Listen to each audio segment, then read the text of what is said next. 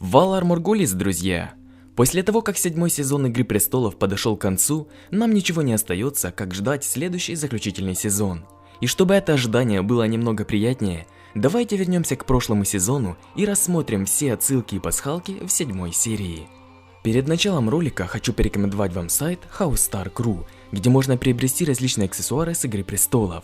У них огромный каталог товаров: футболки, кепки, спиннеры, кольца, броши-десницы, сувениры, коврики для мышки, часы, кошельки и даже косплеи. Можно приобрести костюмы наших любимых героев. В HouseStar.ru бесплатная доставка, и по промокоду PrestolовGames15 можно получить скидку в 15%. Если вас заинтересовал один из озвученных мною товаров, переходите по ссылке в описании. Когда нам показывают общий вид на Королевскую гавань, на нем уже нет септы Бейлора. Она была взорвана Серсеей, и теперь в столице на одно грандиозное строение стало меньше. Когда снег идет и белый ветер поет, одинокий волк погибает, но стая живет.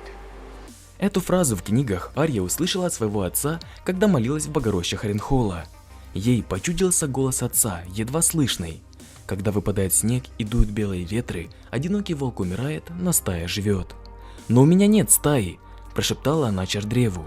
«Бран и Рикон мертвы, Санса у Ланнистеров, Джон ушел на стену. И меня тоже больше нет, я теперь Нэн. Ты, Арья из Винтерфелла, дочь Севера, ты говорила мне, что можешь быть сильной, в тебе течет волчья кровь». Волчья кровь. Теперь она вспомнила. «Да, я буду сильной, сильной как гроб». Втянув в себя воздух, она обеими руками взяла деревянный меч и с громким треском переломила его о колено. «Я лютоволк, и мне не нужны деревянные зубы». Сцена, где на стене Винтерфелла стоит Арья и Санса, это зеркальное отражение такой же сцены финальной серии прошлого сезона. Но только на этом же месте говорили Санса и Джон.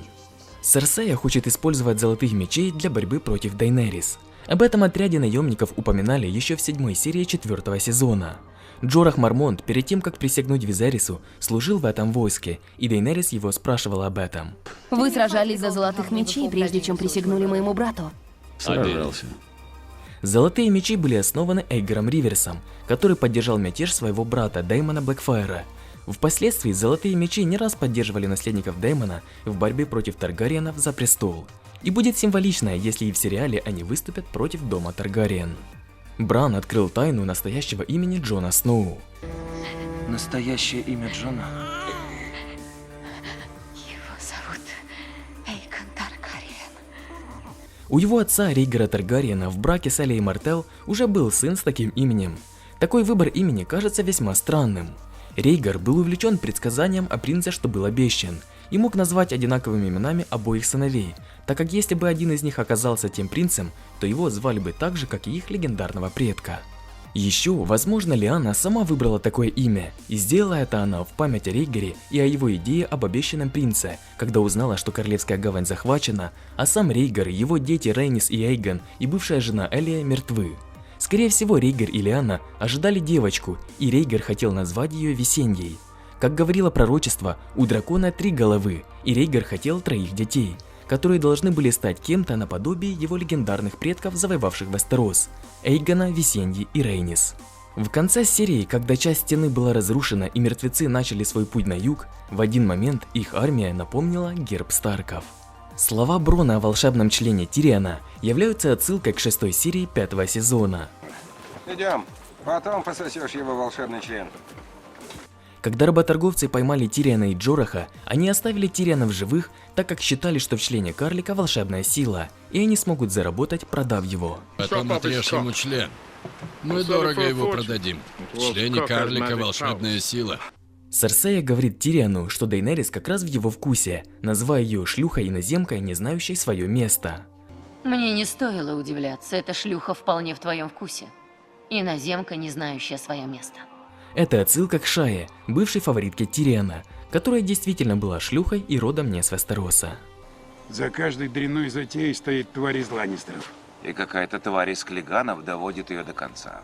Таким образом, нам напоминают о том, что клиганы с самого появления их дома служили дому Ланнистеров. Дед Григора и Сандора был псарем у Ланнистеров и в награду за спасение своего господина получил замок и земли. Тирион не зря сказал, что кто-то из клиганов всегда доводит работу Ланнистеров до конца, Ведь оба представителя дома Клиганов, Сандер и Григор, служили как цепные псы у Ланнистеров и выполняли всю грязную работу. Эурон подкалывает Тириона по поводу его роста. А почему говоришь ты? Ты тут самая мелкая проблема.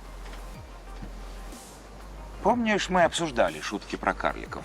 Тирион уже говорил свое отношение к такого рода юмору в 9-й серии 6-го сезона. Почему-то каждому, кто высмеивает карликов за их рост, кажется, что он остроумнее всех. С высоты вашего величия, человек вашего уровня, образец для сравнения. Все вы шутите одинаково. Дейенерис говорит фразу «Дракон – это не раб», объясняя Джону, почему они перестали расти. Залдризис Буздари Иксос Даур. Дракон — это не раб. Эту же фразу она сказала работорговцу из Астапора, у которого она купила безупречных и оплатила их одним из драконов. Драконы, не рабы. Тирион вспоминает Брону их старый договор. Вспомни мое предложение. Сколько бы тебе ни платили, я оплачу вдвое. Это предложение Тирион сделал Брону еще в 8-й серии 1-го сезона, когда Брон выиграл суд поединком над Тирионом. Но если ты когда-нибудь решишь меня продать, вспомни вот что. Я всегда предложу большую цену. Мне нравится жить. Санса во время того, как выносит приговор Мизинцу, говорит, что он сказал ей, когда только привез Винтерфелл, что в мире нет справедливости и все зависит лишь от нас. Когда вы привезли меня в Винтерфелл, то сказали, что в мире не осталось справедливости, но все зависит лишь от нас. Он действительно сказал ей такую фразу в 3-й серии 5-го сезона. Но только не в Винтерфелле, а на пути к нему, возле рва Кейлин. В мире нет справедливости.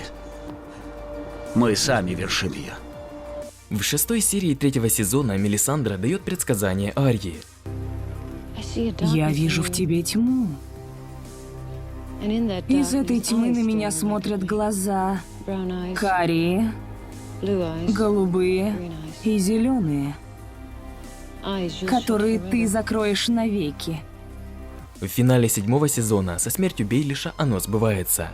Арья действительно закрыла навеки карие, голубые и зеленые глаза, убив Мэрина Транта, Уолдера Фрея и Петира Бейлиша.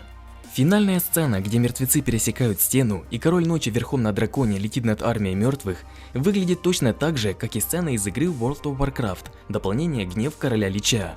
В одном из игровых роликов там есть почти аналогичная сцена. Армия нежити движется по северу, и над ними пролетает только что поднятый из мертвых дракон с голубыми глазами. Вот такие я нашел отсылки и пасхалки в 7-й серии. Если вы заметили что-то еще, буду рад прочитать об этом в комментариях. А если видео вам показалось интересным, не забудьте поставить большой палец вверх и подписывайтесь на канал, если еще не подписаны. Буду рад вас видеть в группе канала во ВКонтакте и на страничке в Инстаграм. Спасибо за просмотр, всем пока!